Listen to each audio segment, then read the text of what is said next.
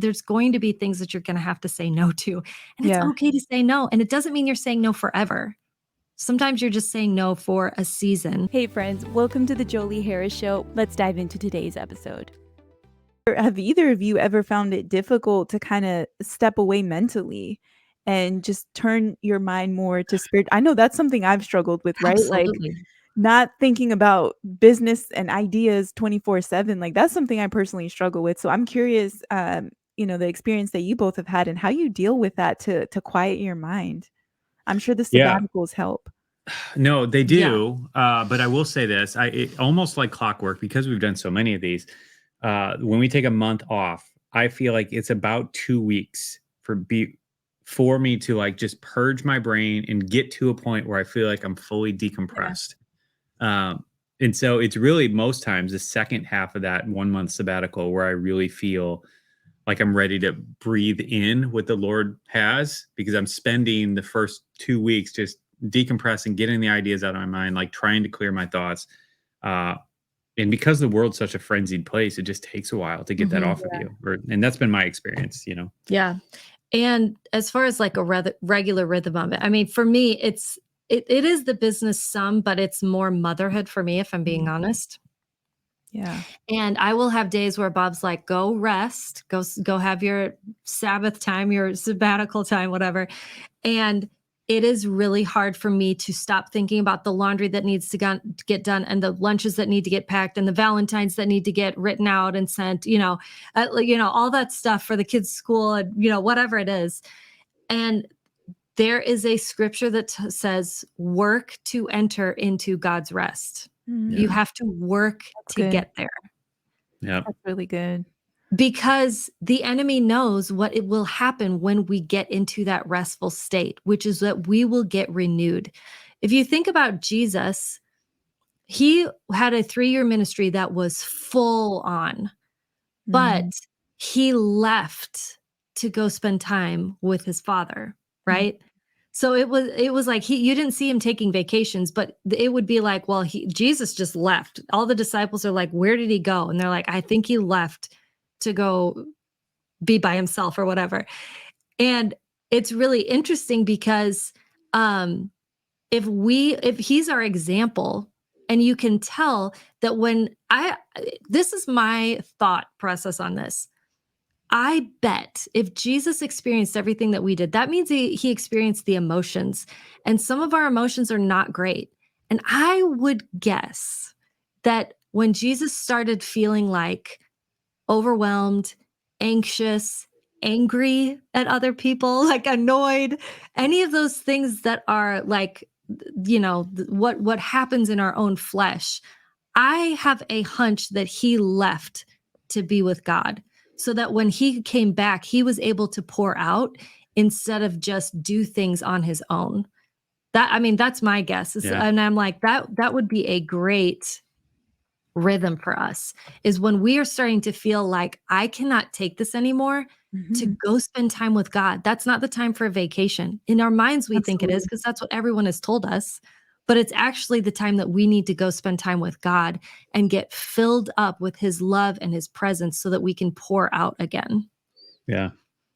Yeah, I think a lot of our problems would be solved just by going to him and getting refreshed, hearing a word from him. And I think a lot of our problems boil down to that. Is sometimes it's so easy to get busy and caught up in the day-to-day, in motherhood and business, whatever our responsibilities are.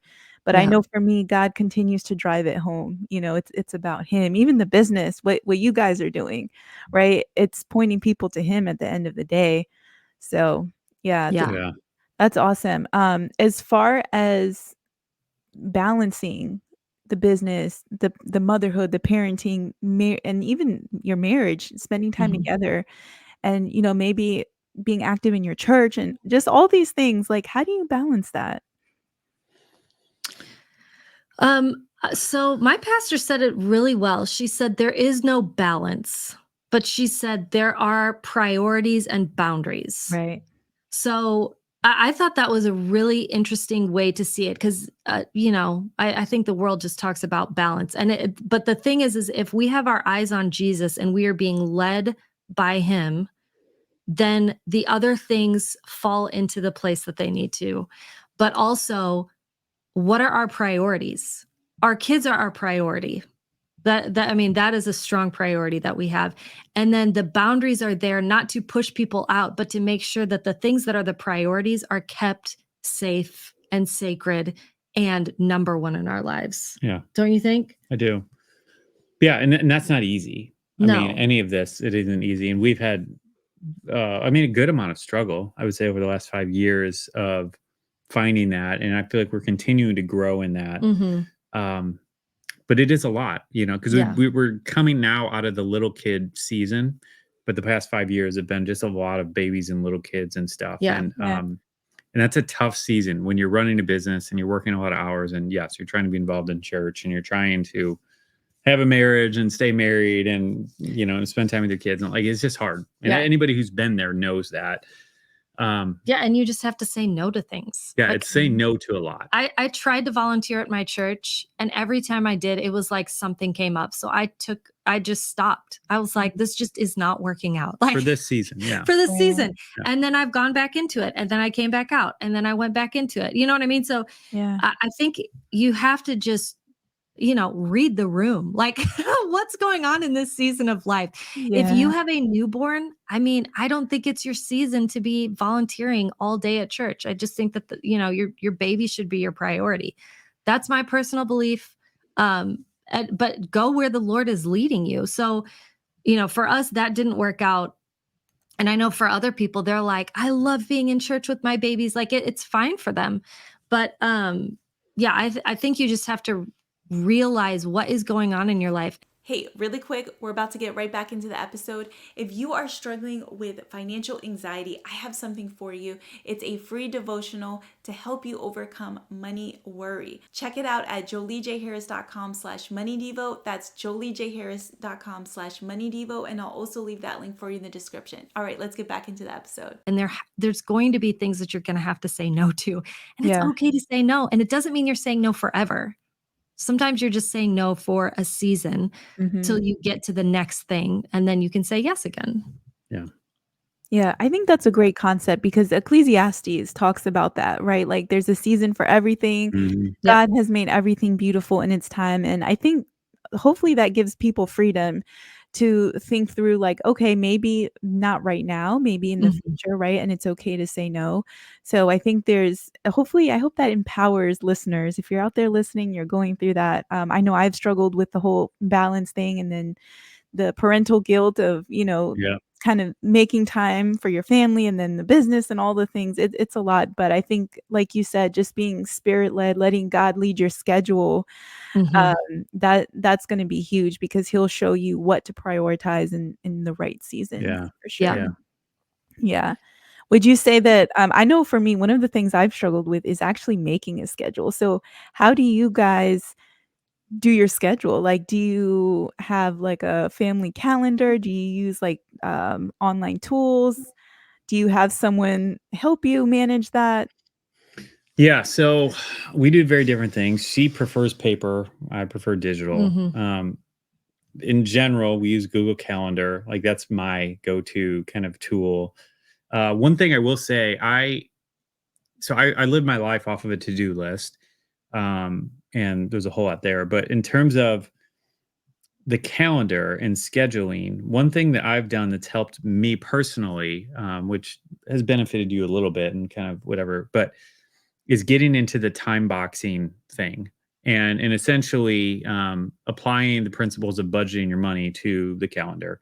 And so instead of having a to-do list, or while I do have a to-do list, basically each day I go in that to-do list, everything that's most important goes and fills a 30-hour minute spot on my calendar. So 30-hour minute? 30 minutes or an hour Oh, okay. spot on my calendar. So when you look at my Google Calendar, it's no longer blank. It's like every Mhm. little spot is filled. And that has been incredibly helpful for me to stay on task and to not overstep and doing things that I should, and to help prioritize the things that are important to me. Uh, so that's been really a really great rhythm that's been super helpful. I don't know. What would you add? I am not great at at scheduling really well. So with that, there are things that we just have a rhythm of that has really helped me. Mhm. Where it's like every Thursday at 1 o'clock, we record a live podcast. It has to happen because we're doing it live. So that means there's an opportunity for people to show up, and they will be depending on us to be there. So, a little bit of accountability there is really helpful. But it's also dependent on what's going on with the kids. You know what I mean? And I think that's why in my head I'm not as great at doing that, is because we homeschool our children, and there's got to be an ebb and a flow Mhm. with what's going on with them. If one kid's sick, which happens a lot when there's, multiple of Yeah. them, it's like you kind of just have to go with what's going on and then work things in as you can. I mean, that's kind of been how I've done it. Yeah. Right. Yeah, I relate to you. I think that's why I get stuck with the schedule thing because it's like my husband is like you, Bob, very like tactical. It's easy for him to just get everything out on paper. And then I'm like, Yeah. well, what if this comes up with the kids or what if that happens? And then Yeah. I'm going to have to change the whole thing and it just feels stressful. Well, yeah, and you guys have it so much harder. Or I mean, assuming you have a similar family dynamic to us, but like, Yeah. Linda's the one who has so many more wrenches thrown in what she's doing. So it's just a Mhm. much harder thing Yeah. to do that with, Yeah. Yeah. Yeah, that's And it's that's okay. awesome. It's okay. We just gotta show ourselves a little grace, right? Exactly. Yeah. I would love to hear, and I know that you all have talked about this a lot in your book and on your podcast, but for our listeners who might be new, can you share some of the ways that you've had to trust God with your business and how that stretched your faith? Yeah. Um, I mean, starting off at the very beginning when he was making $100 a month. I mean, that was a pretty big Yeah. test. But see, the part of that we haven't shared already is that previous to that, Bob had been working on the blog for about a year, I guess. And at that point, he felt he had actually brought the revenue up to, what was it, $800 a month, yeah, $1,000 a month. this is a good point worth sharing.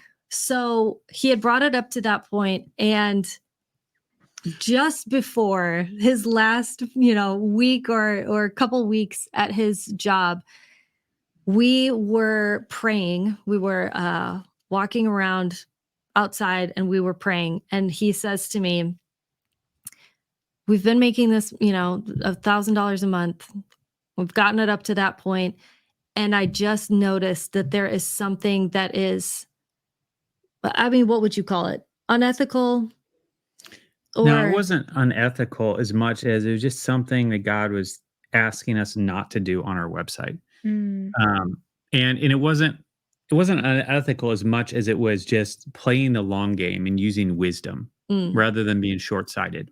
That's what it was. So And anyway, so this is a real good point. I'll finish, or okay, I'll go just ahead. you can Yeah, fill in you any take it. details I missed. But anyway, so if this was May of 2008, and because like she said, we had gotten the revenue up to whatever, about $1,000 a month, and the way that we were doing that was basically by selling text ads on our website. And so we had different like other companies would want to advertise on our website and put a link on our website. And anyway, in all that, Google came out and said, "Hey, we don't want you to do that." Now, Google doesn't own the internet, but and so they can say whatever they want. But so there's nothing wrong with doing that, but they didn't want you to do that. And so in all that and praying about that, I felt like the Lord was saying, like, I want you to take all those text ads off. And I'm like, that means that this last month before I go into doing this full Full-time, time, yeah. I'm only going to make $100. So literally it cut our revenue by 90%. And he had mentors telling him, no, this is the way to do it. But yeah, And so it was that were Christian mentors. Like it wasn't, Yeah. it wasn't anything that was like horrible. Like you're not going to jail. You're not, Right. nothing like Yeah. that. But it was something that the Lord highlighted to him and said, I want you to take these off. And Bob was like, oh, are you kidding? so it was just really scary because it's like Yeah. we dropped our revenue by 90% the month before I become full time in it. And it's just a really big faith test. It's like, Yeah. and I already felt crazy enough that I was going after this thing, but then that Mhm. was like the the God, if you're writing a movie script, it's like, that's the final thing where it's like, oh, he's doomed. There's no way Right. now. But then that's what's so beautiful about these stories that God writes. Yeah. And God's like, nope, it's not done yet. Wait till you see what I'm going to do. And that's what he did. And it was amazing. Well, and it Amazing to ended watch. up that anyone with those text ads on their site got penalized later.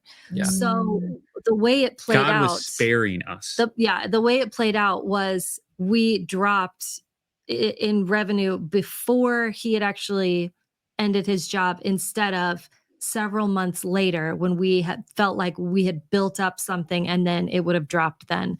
So the Lord just saved us from that thing. But I'm telling you, what is the key thing here is the obedience. Yep. Like, Bob had the choice, Yeah. and he had other Christians, like it wasn't about that. It was about God saying, I am asking you to stop doing this now. And it worked out in our benefit, and we saw the blessing of the Lord from it. And I think we're both convinced that when you obey God, things go better for you. I mean, it's all over the Bible, Yeah. right? But like, that is the biggest lesson I think we learned from that, was we're going to do things God's way and not do what we think we should do or what other people are telling us we should do. Yeah. Doesn't matter how spiritual they are. Yeah. We're going to listen to the leading of the Holy Spirit and work it out that way. And that's what we have really, that's what we've tried to do this entire time, wouldn't you say? Well, yeah. And every good thing, significant good thing that's happened in our business, I would say, is that a direct result of obeying God, almost always on something that's really scary. Yeah. And that feels kind of crazy. Yeah. Oh, that's so good. I know that's going to encourage so many people. And I think that's a great testament to the fact that even getting advice from others who are Christian, that can be great. But sometimes God is going to tell you to do something that goes against the grain, even in your church, or, the things that other mentors and Christians are telling you. And that can be tough.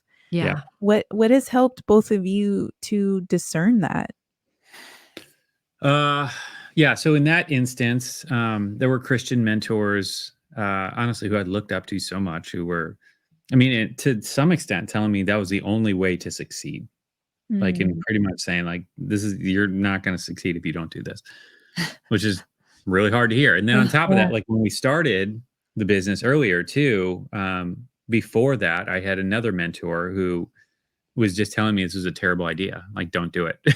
And so literally I have people like telling me, who I look up to a lot and who are far more successful than I am, who it's like, in my natural mind, like, I should listen to what they say, like, and this is what's a little bit tricky, because, Proverbs says, in the multitude of counselors there's safety. But what's important to remember is that the voice of the Lord always overrides the counselor. Yeah. And so, when you know that the Lord has spoken, and I think, in terms of hearing God's voice, there have been plenty of times where it's like, I don't really know. I kind of think this is where he's leading us. And then there've been times where it's like, yeah, I just know that I know that this is it.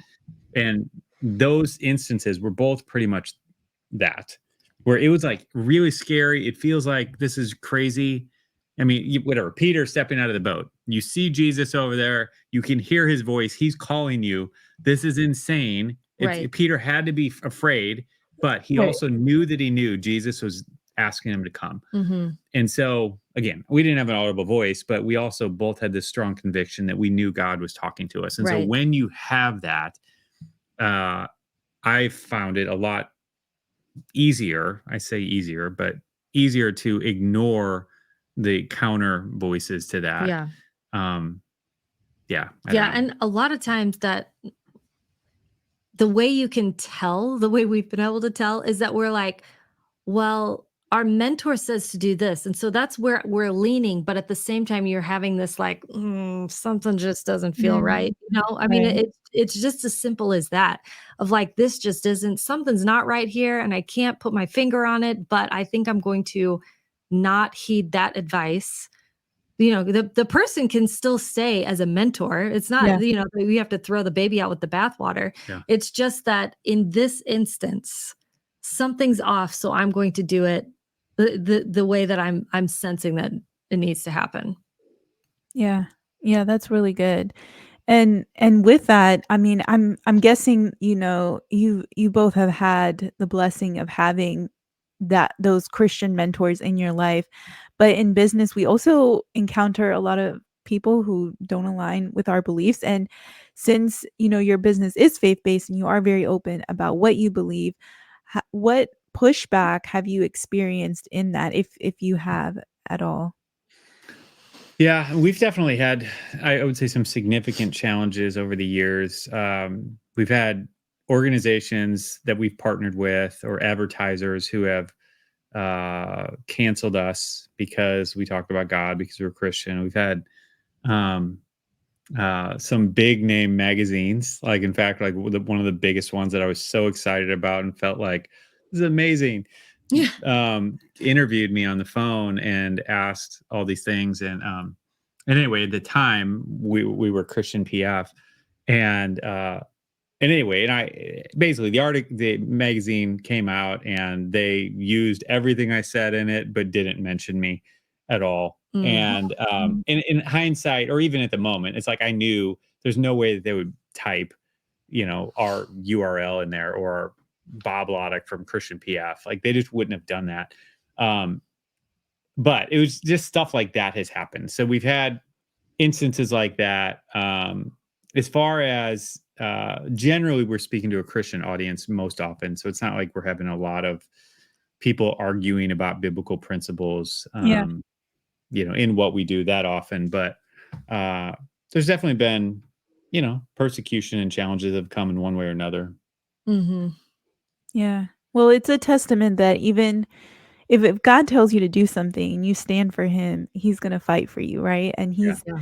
blessed you with this platform in spite of all that, in spite of the yeah, fact that it's counterculture. So I hope that yeah, encourages people out there listening that, if God is leading you to put your faith at the forefront in your business, I know he has for me, then he's gonna sustain you through that. He'll give you the grace and he'll yeah. bring the right people to align with and collaborate with where, Hmm. it's not gonna be an issue. So yeah. Yeah, So thank you that's both good. for what you do because it's definitely inspiring and blessing a lot of people.